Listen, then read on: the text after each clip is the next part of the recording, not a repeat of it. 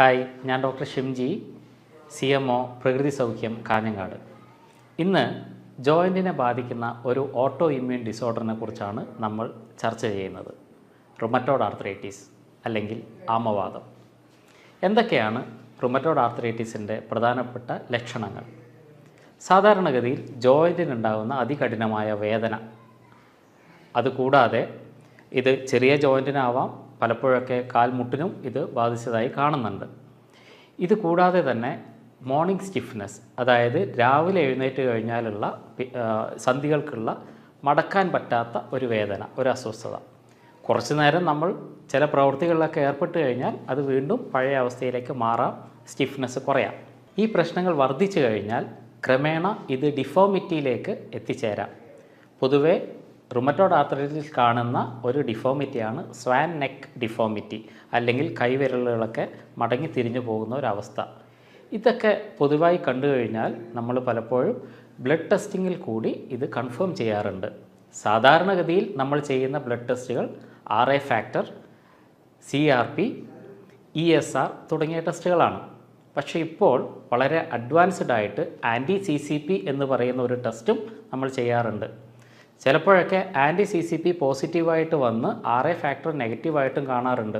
പക്ഷേ ഇത്തരം ഒരു റിസൾട്ട് ഭാവിയിലേക്കുള്ള റുമറ്റോയ്ഡ് ആർത്രൈറ്റിസ് വരാനുള്ള സാധ്യതയെ ചൂണ്ടിക്കാണിക്കുന്ന ഒരു റിസൾട്ടാണ്.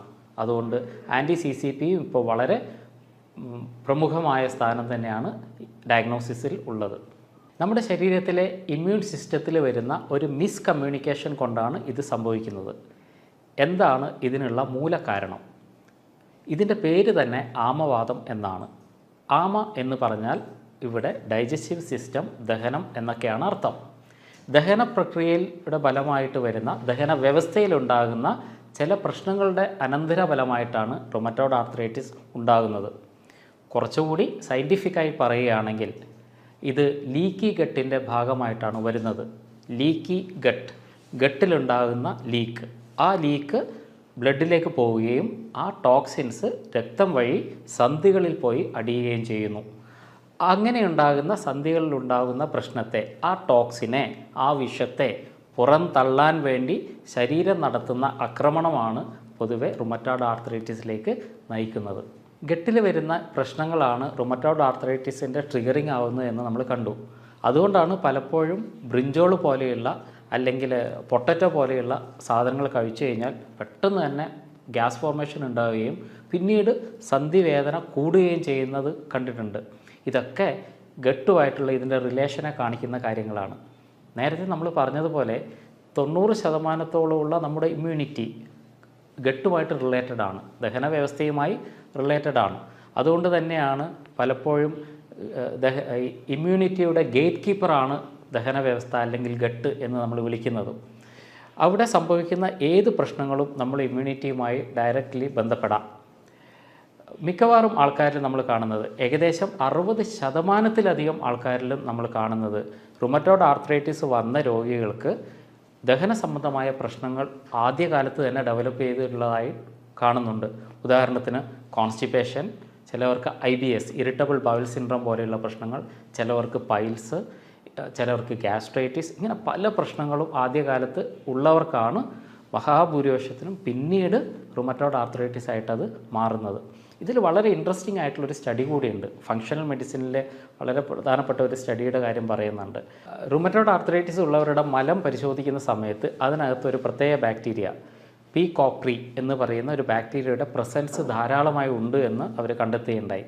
അതുകൊണ്ട് തന്നെ പി കോപ്രിയെ കൺട്രോൾ ചെയ്യാനുള്ള മരുന്നുകൾ കഴിക്കുമ്പോൾ മിക്കവർക്കും റുമറ്റോയ്ഡ് ആർത്രൈറ്റിസിൻ്റെ സിംറ്റംസും കുറഞ്ഞു വരുന്നതായിട്ടും കണ്ടിട്ടുണ്ട്. ഇതിൽ നിന്നൊക്കെ വളരെ വ്യക്തമാണ് ദഹന വ്യവസ്ഥയിൽ നിന്നാണ് റുമറ്റോയ്ഡ് ആർത്രൈറ്റിസിൻ്റെ ട്രിഗറിങ് വരുന്നത് എന്നുള്ളത്. ഇതുപോലെ വളരെ ഇൻട്രസ്റ്റിംഗ് ആയിട്ടുള്ള മറ്റൊരു കാര്യമാണ് ഓറൽ കാവിറ്റി. അതായത് ദഹന വ്യവസ്ഥയുടെ ആദ്യ ഭാഗമാണ് ഓറൽ കാവിറ്റി അല്ലെങ്കിൽ വായ.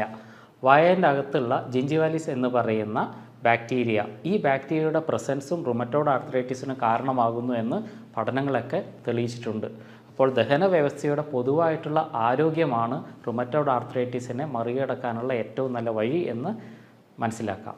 അതുകൊണ്ട് തന്നെയാണ് പലപ്പോഴും റുമറ്റോയ്ഡ് ആർത്രൈറ്റിസ് കേസിൽ അല്ലെങ്കിൽ ആമവാദ കേസിൽ നമ്മൾ ഓയിൽ പുള്ളിങ് ചെയ്തു കഴിഞ്ഞാൽ റിലീഫ് ഉണ്ടാകുന്നതും. കാരണം ഇത്തരം ബാക്ടീരിയകളെ നശിപ്പിച്ച് കളയാൻ ഓയിൽ പുള്ളിങ്ങിന് കഴിയും.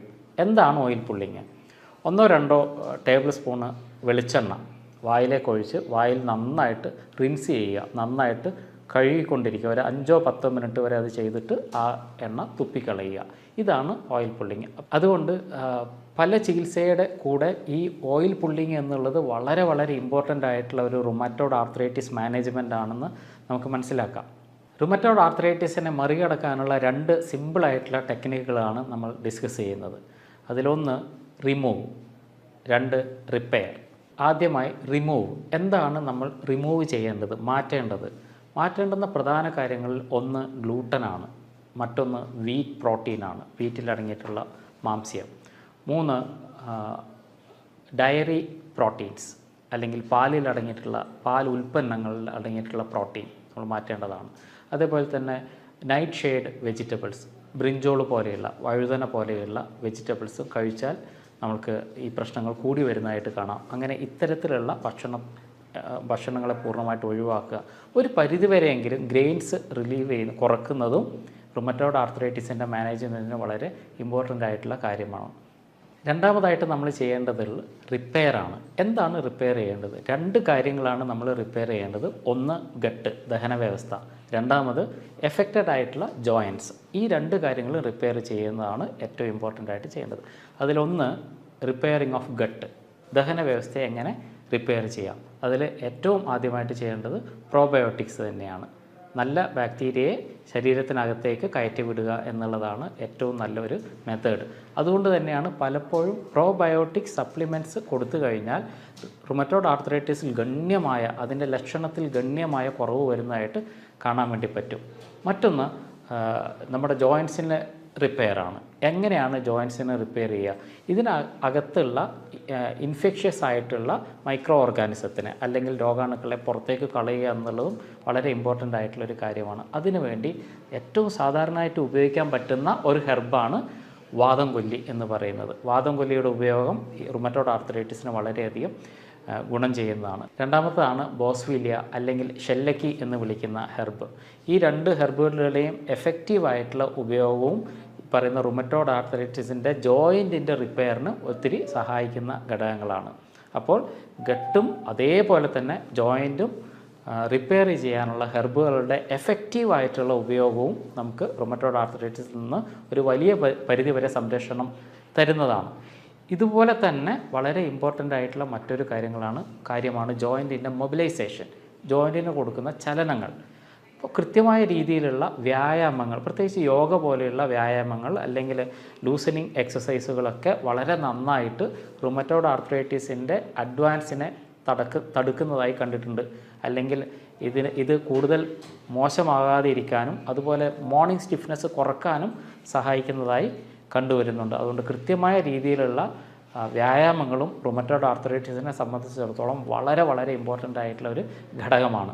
റുമറ്റോയ്ഡ് ആർത്രൈറ്റിസ് പോലെ തന്നെ മറ്റൊരു ആർത്രൈറ്റിസാണ് ഓസ്റ്റിയോ ആർത്രൈറ്റിസ്. ഒരു കാരണവശാലും റുമറ്റോയ്ഡ് ആർത്രൈറ്റിസും ഓസ്റ്റിയോ ആർത്രൈറ്റിസും ഒന്നാണ് എന്ന് തെറ്റിദ്ധരിക്കരുത്. റുമറ്റോയ്ഡ് ആർത്രൈറ്റിസ് ഓട്ടോ ഇമ്മ്യൂണാണ്. അതുകൊണ്ട് അതിനർഹിക്കുന്ന പ്രാധാന്യവും അതിനർഹിക്കുന്ന രീതിയിലുള്ള ട്രീറ്റ്മെൻറ്റ് നമ്മൾ കൊടുത്തേ തീരൂ.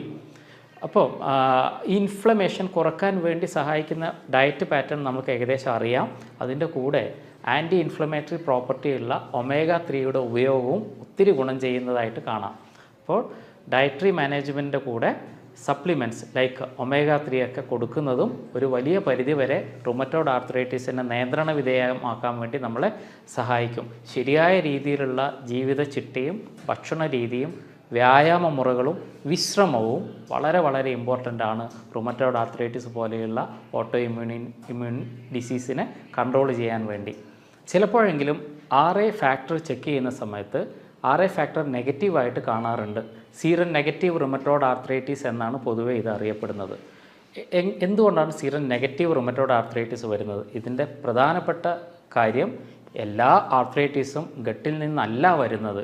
ഇത് ഗട്ട് റിലേറ്റഡ് അല്ല, മറിച്ച് ഇൻഫെക്ഷൻ റിലേറ്റഡ് ആയിട്ടുള്ള കാര്യങ്ങളാണ്. ലൈക്ക് ചിക്കൻ ഗുനിയ വന്ന് മാറിയ ആൾക്കാർക്ക് വേണമെങ്കിൽ ഇൻഫെക്ഷൻ ലോഡ് കൂടുതലായിട്ട് ഉണ്ടാവാം, അവർക്ക് വൈറൽ ലോഡ് ധാരാളമായിട്ടുണ്ടാവാം, അവർക്ക് ഈ പറയുന്ന സീറോ നെഗറ്റീവ് റുമറ്റോയ്ഡ് ആർത്രൈറ്റിസിലേക്ക് പോകാനുള്ള സാധ്യത വളരെ അധികമാണ്. അത്തരം റുമറ്റോയ്ഡ് ആർത്രൈറ്റിസിൽ ഇൻഫെക്ഷൻ്റെ സാധ്യത കുറക്കാൻ വേണ്ടി, അതിൻ്റെ കാഠിന്യം കുറക്കാൻ വേണ്ടി അകത്ത് കയറിയിട്ടുള്ള പാരസൈറ്റിനെ പുറത്തേക്ക് തള്ളിക്കളയാൻ ഉള്ള രീതിയിലുള്ള ഹെർബ്സുകളുടെ ഉപയോഗവും ഭക്ഷണ ക്രമീകരണവുമാണ് വേണ്ടത്.